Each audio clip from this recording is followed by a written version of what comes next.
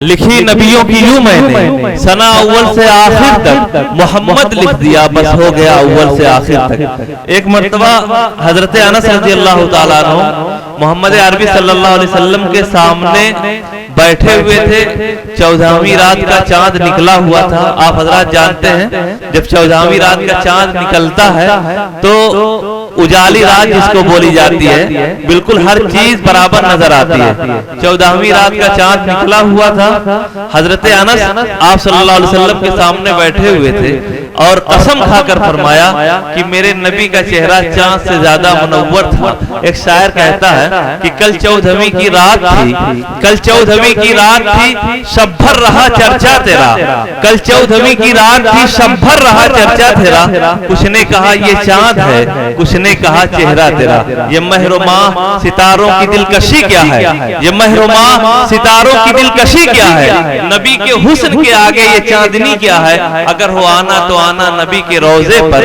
اے موت تجھ کو بتاؤں گا زندگی کیا ہے۔ پتھر کو یوں تراشا نگینہ بنا دیا، صحرا کو مسکرا کے مدینہ بنا دیا، اور دونوں جہاں کے پھولوں کی خوشبو نچوڑ کر رب نے میرے نبی کا پسینہ بنا دیا۔ میں جو ہے حافظ علی ملا صاحب کی طرف سے ایک بار پھر اسٹیج پر بیٹھے تمام علماء کرام کا، خصوصاً میر کارواں جمیعت العلماء سنت کبیر نگر کے صدر حضرت علامہ محمد عمر صاحب کا، اور اس پروگرام کے نگران اعلیٰ جامعہ اسلامیہ مظفر پور اعظم گڑھ کے شعبہ حفظ کے صدر بہت ہی فعال اور متحرک حافظ اعجاز احمد صاحب کرخی کا، اور اس پروگرام کے سرپرست اعلیٰ حضرت مولانا کتاب اللہ صاحب کا، شاہ اقدس حضرت مولانا منیر احمد صاحب کالینہ ممبئی کے خلیفہ، مدرسہ عربیہ تعلیم القرآن سمریاواں کے محتمم بہت ہی بے باک خطیب حضرت مولانا منیر احمد صاحب ندوی مدد اللہ العالی کا، مولانا معراج احمد صاحب کا، حافظ عبد الغفار صاحب کا، مولانا محب اللہ صاحب کا، قاری عظمت اللہ صاحب کا، حافظ رحمت الہی صاحب کا، مولانا محمد علی صاحب کا، اور ماسٹر مجیب اللہ صاحب ابھی تھوڑی دیر پہلے بیٹھے ہوئے تھے ان کا، اور ماسٹر عدنان درانی صاحب جو سہارا ہندی اخبار کے نمائندہ ہیں، اور سلمان کبیر نگلی صاحب کا، اور مولانا امتیاز احمد صاحب ندوی، مولانا اختر احمد صاحب، اور اسٹیج پر بیٹھے دیگر علماء کرام کا، اور آپ سب کا ایک بار پھر اس تقریب سعید میں استقبال کرتا ہوں، خیر مقدم کرتا ہوں، اور شکریہ ادا کرتا ہوں کہ آپ نے اپنی تشریف آوری سے اپنی دینی اور ایمانی بیداری کا ثبوت دیا، اور امید بھی کرتا ہوں کہ آپ اخیر تک اس پروگرام میں بیٹھیں گے، اور شیخ الحدیث حضرت مولانا محمد احجت صاحب قاسمی مدد اللہ العالی کا بیان آپ حضرات سن کر جائیں گے۔ اب بلا تاخیر و توقف میں بہت ہی ادب کے ساتھ، احترام کے ساتھ، محترم مقام لائق صد احترام حضرت مولانا مفتی محمد ساجد صاحب قاسمی مدد اللہ العالی سے درخواست کرتا ہوں کہ حضرت تشریف لائیں اور اپنی قیمتی باتوں سے، قیمتی نصاحے سے ہم تمام سامعین کو مستفیض فرمائیں۔ تیرے سینے میں پوشیدہ ہے راز زندگی کہہ دے، مسلمہ سے حدیث سوز ساز زندگی کہہ دے۔ الحمدللہ رب العالمین والعاقبۃ للمتقین والصلاة والسلام علی سید الانبیاء والمرسلین وعلى آلہ واصحابہ وازواجہ وذریاتہ واہل بیتہ اجمعین، اما بعد، اعوذ باللہ من الشیطان الرجیم، بسم اللہ الرحمن الرحیم۔ مثل الذین اتخذوا من دون اللہ اولیاء كمثل العنكبوت اتخذت بيتا وإن أوهن البيوت لبيت العنكبوت لو كانوا يعلمون۔ صدق اللہ العظیم۔ جب سر میں ہوائے طاعت تھی، سر سبز شجر امید کا تھا، جب سر سر عیسیاں چلنے لگیں اس پیڑ نے پھلنا چھوڑ دیا۔ اللہ کی راہیں اب بھی ہیں کھلی، آثار و نشان سب قائم ہیں، اللہ کے بندوں نے لیکن اس راہ پہ چلنا چھوڑ دیا۔ محترم سامعین کرام، اسٹیج پر جلوہ افروز معزز اور مقتدر اور محترم علماء عظام، میں کوئی خطیب نہیں جو آپ کے سامنے فن خطابت کا اظہار کروں، میں ایک ادنا سا مدرسے کا طالب علم ہوں، پڑھنا اور پڑھانا میرا مشغلہ ہے۔ میں چاہتا ہوں کہ اپنا ایک سبق آپ حضرات کے سامنے دہراؤں، اور اللہ سے یہ امید رکھتا ہوں کہ اللہ تعالی مجھ سے کچھ کام کی باتیں کہنے اور آپ کو سننے کی توفیق دے دے، اور اس میں میرے لیے بھی اور آپ حضرات کے لیے بھی دنیا اور آخرت کے لیے خیر مقدر فرما دے۔ شاعر کہتا ہے کہ انداز بیاں گرچہ بہت شوخ نہیں ہے، شاید کہ اتر جائے تیرے دل میں میری بات۔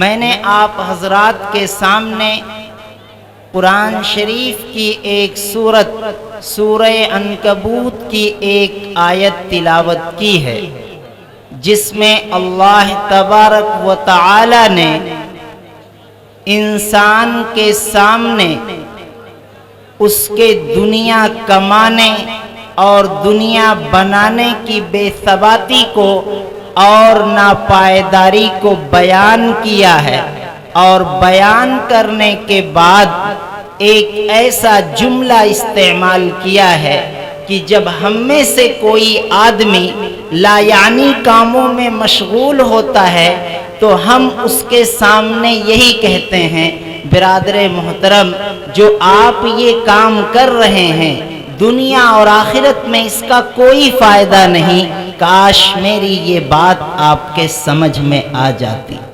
اللہ رب العزت نے بھی دنیا کی بے ثباتی اور ناپائیداری کو بیان کرنے کے بعد یہ جملہ بیان کیا ہے، لو کانوا یعلمون، کاش میرے بندے اس سبق کو ازبر کر لیتے اور سمجھ لیتے کہ اس دنیا کی حقیقت کیا ہے۔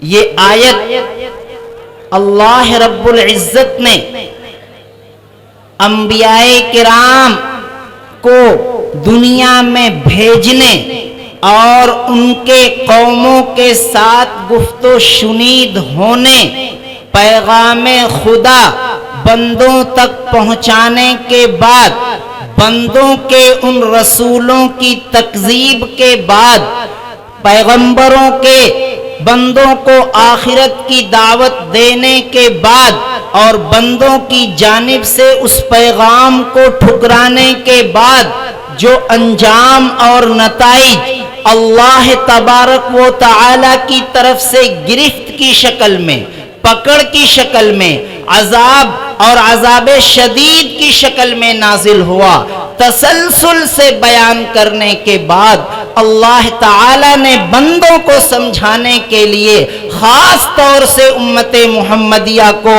آپ صلی اللہ علیہ وسلم کے ذریعہ پورے امت کو یہ پیغام دیا ہے کہ ہمیں یہ سمجھنا پڑے گا کہ ہم اس دنیا میں آئے ہیں تو کس لیے آئے ہیں، ہمیں اللہ تعالی نے اس دنیا میں کس مقصد کے لیے بھیجا۔ یہ آپ نے بارہا سنا ہے، انسان اشرف المخلوقات ہے۔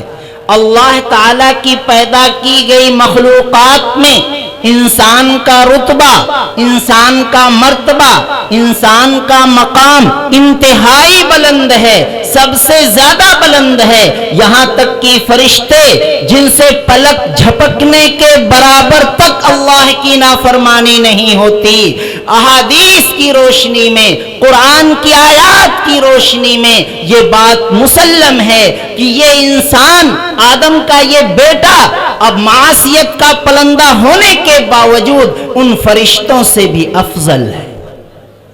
لیکن ہم اپنا مقصد حیات بھلا کر دنیا کی رنگینیوں میں ایسا بھٹک گئے کہ اللہ کے پیغام کی ذرا بھی فکر نہیں رہی۔ اسی پیغام کو میں بھی، اسی سبق کو میں بھی آپ کے سامنے دہرانے آیا ہوں۔ اللہ تعالی صحیح طریقے سے آپ کے سامنے پیش کرنے کی مجھے توفیق عطا فرمائے۔ اس آیت سے پہلے جس نبی کا ذکر ہے وہ حضرت شعیب علیہ السلام کا۔ قرآن کہتا ہے وَإِلَى مَدْيَنَ أَخَاهُمْ شُعَيْبًا، اور ہم نے قوم مدین کی طرف ان کے برادر، ان کے خاندانی بھائی شعیب کو نبی بنا کر بھیجا علیہ الصلاۃ والتسلیم۔ تو انہوں نے کیا پیغام دیا؟ فَقَالَ يَا قَوْمِ اعْبُدُوا اللَّهَ، تو حضرت شعیب علیہ السلام نے کہا اے میری قوم کے لوگوں، اللہ کی عبادت کرو، اللہ کا میں پیغام لے کر آیا ہوں۔ وَارْجُوا الْيَوْمَ الْآخِرَةَ، اور آخرت کے دن سے ڈرو جو ہمیشہ ہمیش کی زندگی ہے، اس دار فانی میں مگن ہو کر جو دار آخرت ہے اس سے غافل ہونا یہ تمہارے لیے خیر کی بات نہیں ہے۔ وَارْجُوا الْيَوْمَ الْآخِرَةَ، آخرت کے دن سے ڈرو، یہی میرا مشن ہے، یہی میرا پیغام ہے۔ وَلَا تَعْثَوْا فِي الْأَرْضِ مُفْسِدِينَ، اور زمین کے اندر فسادی نہ بنو، زمین کے اندر فتنہ اور فساد کا بیج مت بو، اختلاف و انتشار کی ہوائیں نہ چلاؤ، اللہ اور اس کے رسول کی نافرمانیوں کا ماحول نہ بناؤ، یہ میرا پیغام ہے۔ لیکن قوم نے کیا کہا یہ بھی قرآن بیان کرتا ہے فَكَذَّبُوهُ، انہوں نے بات ماننے کے بجائے صاف انکار کر دیا، جھٹلا دیا۔ قرآن نے جگہ جگہ ان کے جھٹلانے اور حضرت شعیب علیہ السلام کا مذاق اور ٹھٹا اڑانے کا ذکر کیا ہے۔ ایک جگہ کہا کہ ان کی قوم نے کہا شعیب کیا تمہاری نماز تمہیں اس بات کا حکم دیتی ہے؟ جو پاگلوں جیسی بات کرتے ہو، تم نمازی بن گئے ہو، تم اپنے آپ کو دیندار سمجھتے ہو، ہمیں لا دین اور بد دین اور لا مذہب سمجھتے ہو۔ طرح طرح کے تانے کسے جانے لگے جیسا ہمارے معاشرے میں ہوتا ہے۔ اگر کوئی دیندار بھائی، کوئی غیرت مند بھائی دوسرے کو گناہ سے روکتا ہے تو اس کی بات کو سننے کے بجائے، سمجھنے کے بجائے اس پر تانے کسے جاتے ہیں، دینداری کا اسے تانا دیا جاتا ہے، اسے معاشرے میں شرمندہ کیا جاتا ہے۔ یہی کام حضرت شعیب علیہ السلام کی قوم نے حضرت شعیب علیہ السلام کے ساتھ کیا۔ قرآن کہتا ہے فَأَخَذَتْهُمُ الرَّجْفَةُ فَأَصْبَحُوا فِي دَارِهِمْ جَاثِمِينَ، جب انہوں نے نافرمانیوں کا سلسلہ جاری رکھا تو اللہ کو بھی غضب آ گیا، اللہ کا غضب نازل ہوا، اللہ نے زمین کو حرکت دے دی۔ ان قوم والوں اس قوم کے گناہوں کا بوجھ اٹھاتے اٹھاتے جب یہ زمین تھک گئی تو اللہ سے درخواست کیا، اللہ نے اسے ہلنے کا حکم دیا، زمین ہلی۔ کہتے ہیں صبح کو وہ گھٹنوں کے بل، اپنے سینوں کے بل، اپنے منہ کے بل مردہ زمینوں کے مردہ پائے گئے، ان کا کوئی بچانے والا اور کوئی پرسانے حال نہیں تھا۔ آج ہم بھی اللہ کی نافرمانیوں میں منہمک ہیں، جی جان لگا کر اللہ اور اس کے رسول کے احکام کو پامال کر رہے ہیں، کوئی وقت اور کوئی دقیقہ نہیں چھوڑتے جس میں اللہ اور اس کے رسول کے احکام کو توڑا نہیں جاتا۔ لیکن یہ اللہ کا کرم ہے کہ وہ ہم پر اپنا عذاب نازل نہیں کر رہا ہے، لیکن خوش فہمی میں مبتلا نہیں ہونا چاہیے۔ دوسری جگہ اللہ نے ارشاد فرمایا اگر گناہوں کے بعد، اگر نافرمانیوں کے بعد میری پکڑ نہیں آتی تو تمہیں خوش فہمی میں مبتلا ہونے کی ضرورت نہیں ہے. سنستدرجہم من حیث لا یعلمون. ہم ڈھیل دے رہے ہیں لیکن جب پکڑیں گے تو کوئی بچانے والا نہیں ہوگا. زلزلہ آیا تھا چند سالوں پہلے نیپال کے اندر. ابھی تازہ ترین واقعات ہیں, چند ایام پہلے کے بات ہے. ترکی کے اندر ایسا شدید زلزلہ آیا کہ جو سرکاری اعداد و شمار ہیں 45,000 سے زیادہ آئے تھے. ایک ہفتے کے اندر جو لاشیں اٹھانے والے تھے جن کا اعداد و شمار آیا 45,000 سے زیادہ لوگ اپنی بلڈنگوں کے اندر صبح کو کیف و مستی کی نیند میں مگن تھے. لیکن اللہ نے ذرا سی زمین کو جنبش دی تو کوئی بچانے والا نہیں ہے. ہمارے کیا سرخاب کے پر لگے ہوئے ہیں کہ اللہ کا غضب ہم پر نازل نہ ہو. اللہ نے ہمیں ڈھیل دے رکھی ہے اور یہ تنبیہات اللہ کی طرف سے آ رہی ہیں, پھر بھی ہم اللہ کی طرف متوجہ نہ ہوں. یہ بڑی ہی بدنصیبی کی بات ہے. ہمیں اللہ کی طرف رجوع کرنا چاہیے. آگے قوم عاد کا, قوم سمود کا ذکر ہے کہ ان کو بھی ہم نے ہلاک کر دیا ان کے گناہوں کے سبب. اور آگے قارون کا, فرعون کا, حامان کا, ان سب کا تذکرہ ہے. اور یہ بھی اللہ تعالیٰ نے کہا وَلَقَدْ جَاءَهُمْ مُوسَى بِالْبَيِّنَاتِ فَاسْتَكْبَرُوا فِي الْأَرْضِ وَمَا كَانُوا سَابِقِينَ کہ حضرت موسیٰ علیہ السلام کے ذریعہ کھلی ہوئی دلیلیں, اللہ کی نشانیاں ہم نے ان کی طرف بھیجی تھیں تاکہ یہ اللہ کی نافرمانیوں سے باز آ کر, اللہ کی نافرمانیوں کو چھوڑ کر, اللہ کی نافرمانیوں سے توبہ کر کے سیدھے راستے پر آ جائیں. لیکن یہ اپنی دولت, اپنی حکومت, اپنی وزارت, اپنی سلطنت کے نشے میں ایسے چور تھے کہ اپنے آپ کو زمین میں سب سے بڑا سمجھتے تھے. قرآن نے فرعون کا جملہ نقل کیا ہے وَأَنَا رَبُّكُمُ الْأَعْلَى کہ میں سب سے بڑا رب ہوں, سب سے بڑا حاکم ہوں. چنانچہ جب اللہ نے ان کو پکڑا تو قرآن کہتا ہے وَمَا كَانُوا سَابِقِينَ ہم سے بچنے والے نہیں تھے, ہم سے بچ کر نکل پانے والوں میں سے نہیں بلکہ اللہ کی عذاب میں گرفتار ہو گئے. فَكُلًّا أَخَذْنَا بِذَنبِهِ ہر ایک کو ان کے گناہوں کی پاداش میں ہم نے پکڑا. فَمِنْهُمْ مَنْ أَرْسَلْنَا عَلَيْهِ حَاسِبًا تو بعض قومیں ایسی ہیں جن پر ہم نے ایسی شدید ہوائیں مسلط کی جو ان کو زمین سے اٹھاتی تھیں, آسمان کی طرف لے جاتی تھیں اور پھر سر کے بل الٹا زمین پر پٹکتی تھیں. ان کا سر زمین کے اندر دھس جایا کرتا تھا. ایک جگہ قرآن نے نقشہ کھینچا ہے كَأَنَّهُمْ أَعْجَازُ نَخْلٍ خَاوِيَةٍ کہ اس عذاب زدہ قوم کی صورتحال یہ تھی کہ جب ہم نے ان کو پکڑا تو جیسے آندھی کے بعد کھجور کے تنے پڑے ہوتے ہیں, کوئی پرسان حال نہیں, وہی حال اس قوم کا تھا. اور وَمِنْهُمْ مَنْ أَخَذْنَا بِصَيْحَةٍ وَمِنْهُمْ مَنْ أَخْذَتْهُمُ الصَّيْحَةُ اور بعض لوگ ایسے ہیں جن کو چیخ کے ذریعہ ہلاک کیا. حضرت جبرائیل علیہ السلام نے ایسی شدید چیخ ماری کہ کانوں کے پردے پھٹنا تو دور کی بات, اپنی جگہ سے جنبش کرنے کا موقع انہیں نہیں ملا. یہ اللہ کا عذاب تھا, اللہ کی پکڑ تھی, اللہ کی طرف سے تنبیہات کے بعد باز نہ آنے والوں کی سزا تھی کہ اللہ نے انہیں ان کی جگہوں پر ہلنے کا موقع دیے بغیر ہلاک کر دیا. آج ہم بھی بہت نڈر ہو کر, بے خوف ہو کر اللہ کی نافرمانیوں میں مبتلا ہیں. توبہ کی توفیق نہیں ہوتی. اگر کوئی توبہ کے لیے کہتا ہے تو اس کا مذاق اڑاتے ہیں. ایسا نہیں ہونا چاہیے. اللہ کا خوف کھانا چاہیے, اللہ سے ڈرنا چاہیے, اللہ کی طرف رجوع کرنا چاہیے. اور آگے فرمایا وَمِنْهُمْ مَنْ خَسَفْنَا بِهِ الْأَرْضِ ان میں سے بعض ایسے تھے جن کو ہم نے زمین میں دھسا دیا. قارون کا واقعہ بہت مشہور ہے. اسے اپنی دولت پر بہت گھمنڈ اور بہت غرور تھا.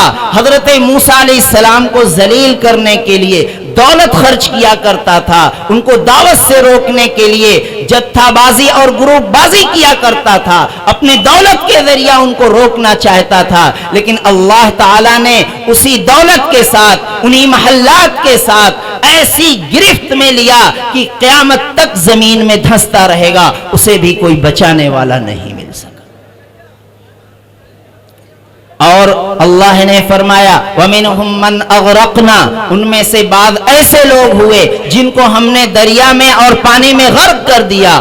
اللہ کی قدرت دیکھیے، کھلی نشانیاں دیکھیے، غور کیجئے۔ حضرت موسیٰ علیہ السلام اور ان کی جماعت جو اللہ کو ماننے والی تھی، اسی سمندر کے اوپر سے گزر جاتی ہے، وہی پانی اللہ کے حکم سے ایمان والوں کو راستہ دیتا ہے، لیکن جب اللہ کی نافرمان قوم اسی راستے سے گزرنا چاہتی ہے، غرور اور تکبر اور کبر میں مبتلا، اپنی دولت، سطوت اور حکومت کے نشے میں چور قوم، اللہ کا انکار کرنے والی قوم جب اسی کے پانی کے راستے سے گزرنا چاہتی ہے تو اللہ اپنی قدرت کا معجزہ ظاہر کرتے ہیں، اسی پانی کو حکم دیتے ہیں، وہ پانی مل جاتا ہے، پوری فوج، پورا لشکر فرعون اور حامان کے ساتھ اسی دریا میں غرق ہو جاتا ہے، جس دریا سے حضرت موسیٰ علیہ السلام کو اللہ تعالیٰ پار اتار دیتا ہے۔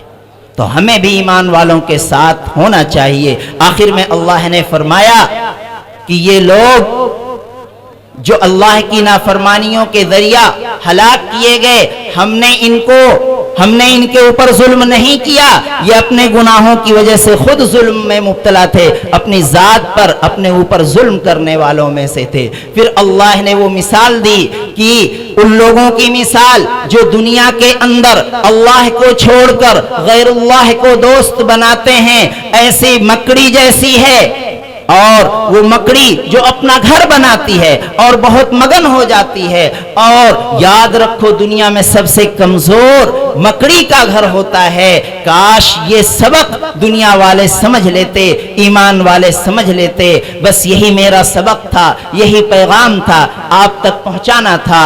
یقیناً اللہ تعالیٰ سے دعا ہے کہ اللہ تعالیٰ مجھے بھی آپ کو بھی اپنے احکام کی پابندی کی توفیق عطا فرمائے۔ آمین وآخر دعوانا ان الحمد للہ رب العالمین۔